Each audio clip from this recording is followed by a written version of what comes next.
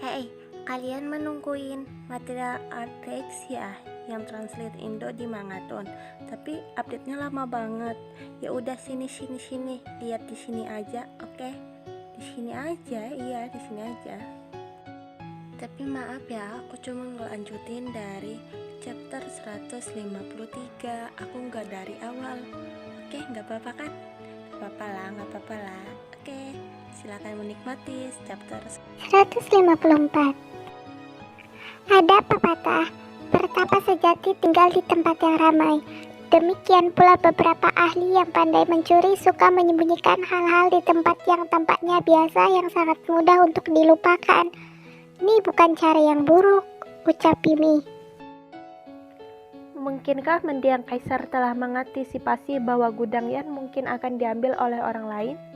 Jadi dia dengan sengaja menempatkan dua barang berharga itu di dalam tumpukan barang. Dengan cara ini bahkan jika orang lain mendapatkannya, mereka cenderung mengabaikannya. Ide yang sangat bagus, ucap Ryuda. Itu hanya tebakanku, atau mungkin keluarga kerajaan tidak dapat mengenali buku ini dan menggunakannya.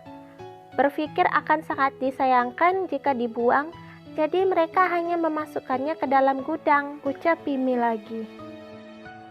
Kak Ryuda, banyak sekali barang di sini. Mengapa kamu memilih 2 buku lusuh? Bagaimana kalau memilih lebih banyak barang? Ambil uang jika kakak tidak ingin harta karun di sini, tawar Harry pada Ryuda. Tidak, aku akan mengambil 2 buku ini. Uangnya kamu harus menyimpannya untuk pembangunan daerah Yan. Ayo pergi dari sini. Ajak Ryuda pada Harry. Kak Ryuda, nanti jangan bilang aku pelit. Aku sudah menawarkan untuk memilih barang apapun, namun kakak tidak menginginkannya, ucap Harry sambil memainkan kunci di tangannya. Hei anak nakal, jika kamu terus bercanda, aku akan mengosongkan isi gudangmu. Mereka pun selesai dari gudang Yan dan telah menutup kembali gudang Yan. Saat tiba di luar gudang Yan, Pimi merasakan kehadiran seseorang. Tuan, ada musuh yang datang, ucap Pimi pada Ryuda. Tiba-tiba sebuah serangan datang menghampiri Harry. Untungnya, Ryuda langsung menangkis serangan itu menggunakan pedangnya. Serak jelang bam, dung tak bum. Pukulannya sangat kuat, ucap Ryuda yang menahan serangan dari beberapa orang penyusup itu. Hanya seorang kesatria bela diri.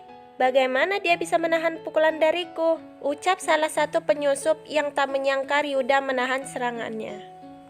Kamu siapa? Beraninya kamu menyerang kaisar? Apakah kamu mencari kematian? Teriak Ryuda yang sangat merasa kesal. Ada 2 Grandmaster seni bela diri, 3 Master seni bela diri.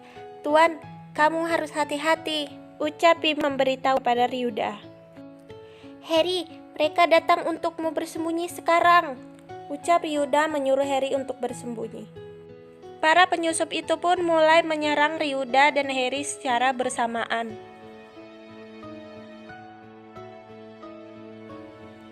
Jurus Tai! Ryuda mengaktifkan jurus Tai-nya untuk menghadang para penyusup itu. Keduanya adalah serangan tipuan, satu dari sisi atas, satu dari sisi bawah. 3 lainnya berlari ke arah Harry. Langkah ilusi, ucap Ryuda dan seketika Ryuda menjadi 5 dan menghadang para penyusup itu satu persatu. Seperti Kage Butsin ya.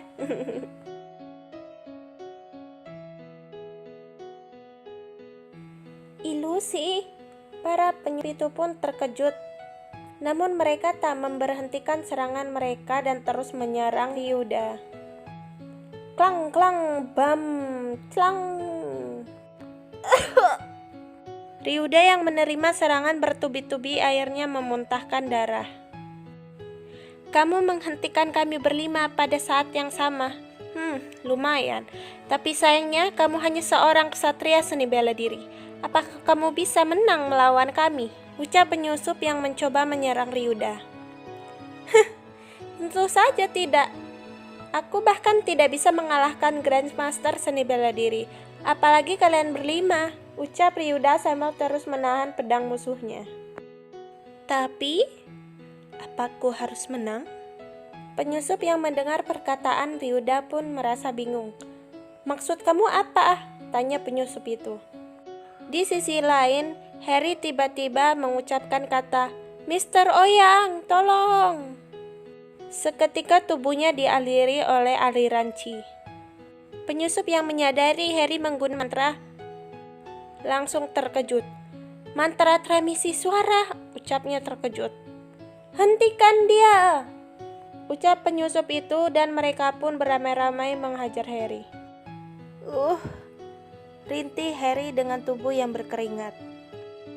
Namun tiba-tiba sebuah bayangan tangan menahan serangan para penyusup. Dan kabum, tiba-tiba seorang lelaki tua muncul. Apa? Ucapan lelaki tua itu pun terjeda. Maumu? Tanya lelaki tua itu. Para penyusup pun mulai bergetar ketakutan karena kehadiran tetua seni bela diri. Aura kekuatan yang sangat luar biasa. Bahkan tuannya jauh lebih rendah darinya. Apakah dia seni bela diri sang legendaris? Kamu tidak mendengarkanku. Apa yang kamu mau? Tetua itu pun mulai mengeluarkan kekuatannya.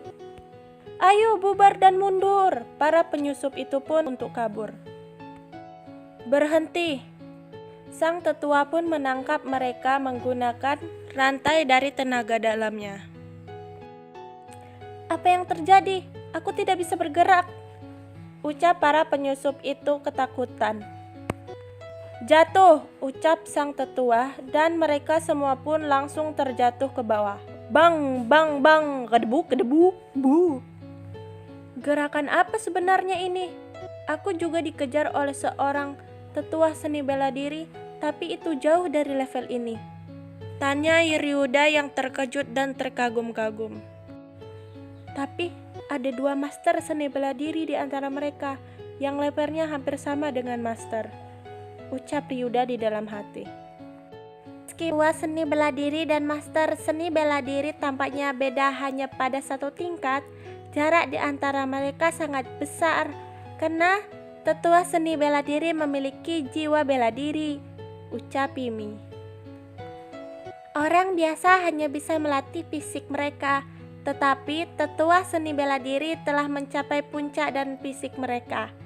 Jika mereka ingin maju, mereka harus membiarkan jiwa bergerasi ke dalam kehendak seni bela diri, sehingga mereka bisa mendapatkan jiwa yang kuat. Pimi kembali menjelaskan kepada Ryuda. Mudah untuk mengatakannya, tapi sulit untuk berhasil.